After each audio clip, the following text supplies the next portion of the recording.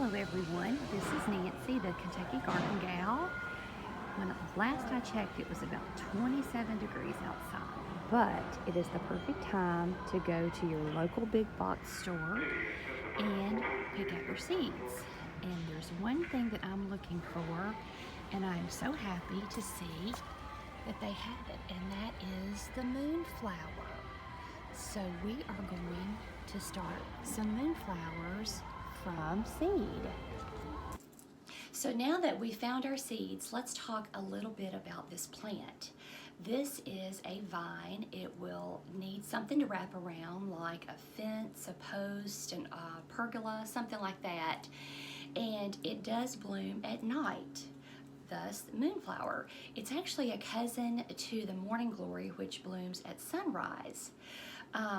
This needs a sunny location, so make sure you're planting full sun. You can plant either in a pot or in the ground. If you are planting in a pot, it needs to be at least 12 inches deep. If you're planting in the ground, you want to plant it 6 inches deep and then about 12 inches apart. This is an annual in zones 9 and up. It's considered a perennial, but it will also develop seeds and sometimes drop seeds. So even though it's an annual for us, you can also have it come back, and that's what happens. It'll drop those seeds. This plant does have a toxin in it called heron, so please keep it away from your pets and children. You just want to watch them around it. But this is a wonderful little vine that I think you'll really enjoy it. And the first year that I planted it, I was out watering. I always plant it by my back door so that I see it as I'm coming in and out the back door. And I was watering and I noticed something new, a little winged creature in my garden that I hadn't noticed before. And this plant attracts the hummingbird plant. Excuse me, the hummingbird moth. So let's talk about the actual seeds. In this packet, I was able to get 5 seeds, and the secret to getting this seed to germinate, it's a very, very hard seed, so you are going to need to score it, cut a slit in it, and let it soak for 24 hours. And the easiest way that I found to do this, I take my cutting board, I have a serrated knife, I hold it tightly between my fingers and then just make a slit in it and then drop it in water. So let's get these in water and then get them planted up. I successfully nicked all 5 seeds, and now they are soaking in warm water, and we will come back this time tomorrow in 24 hours and we will put them in some soil. Here are my seeds, and I'm going to get really close so you can see that out of the slit there comes this little, I'm not sure what that's called, but it's a part of the plant. Sprout. It's called a sprout.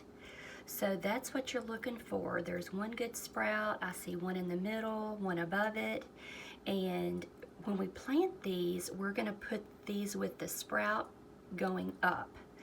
So I have 5 seeds, and I needed a place to put these. I am going to keep them in the house.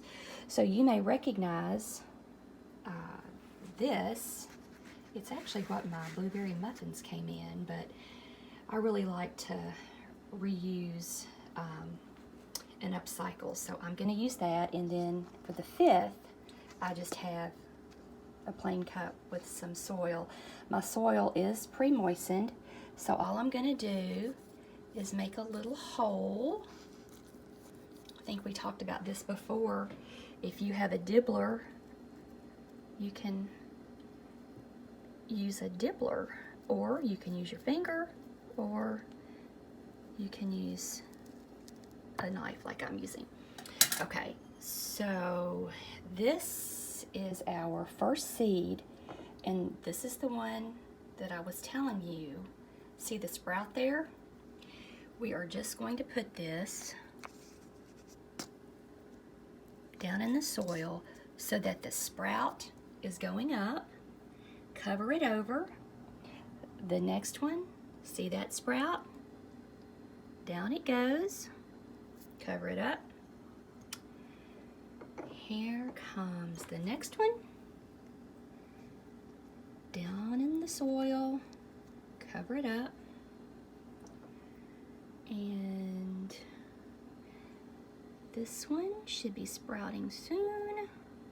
So there it goes.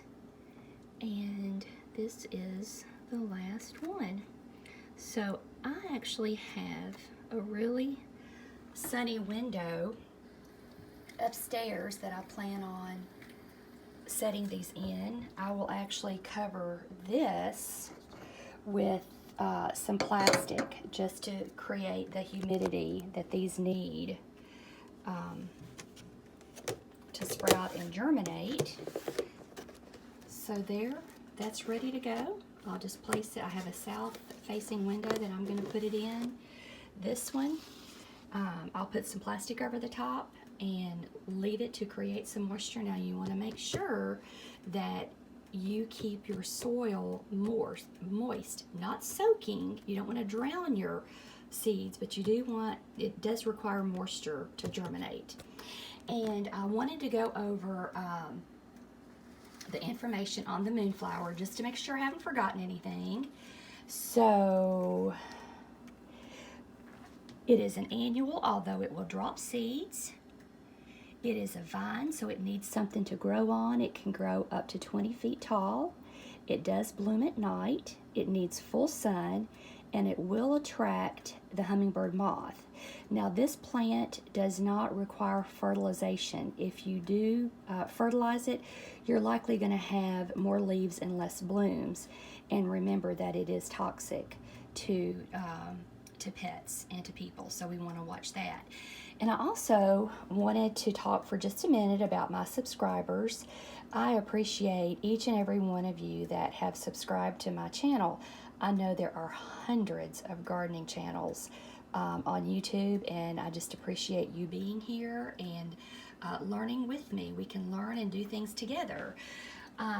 Sometimes YouTube will let me know when someone has subscribed, or maybe they'll reach out to me. And in that case, this is the case with the people that I want to give a welcome to. Eden Gardens, Southern Belle, Coco Chloe, Patrick Plants, who's from Denmark, Debbie from Israel, and KG Penguin School. Now, that's not all that's subscribed. That's just the ones that YouTube has notified me of, or they have reached out to me either through YouTube or through my Facebook page. But again, I appreciate each and every one of you being here. I hope you have a very blessed week. And I actually ordered some tulips. You may think, oh gosh, that's late.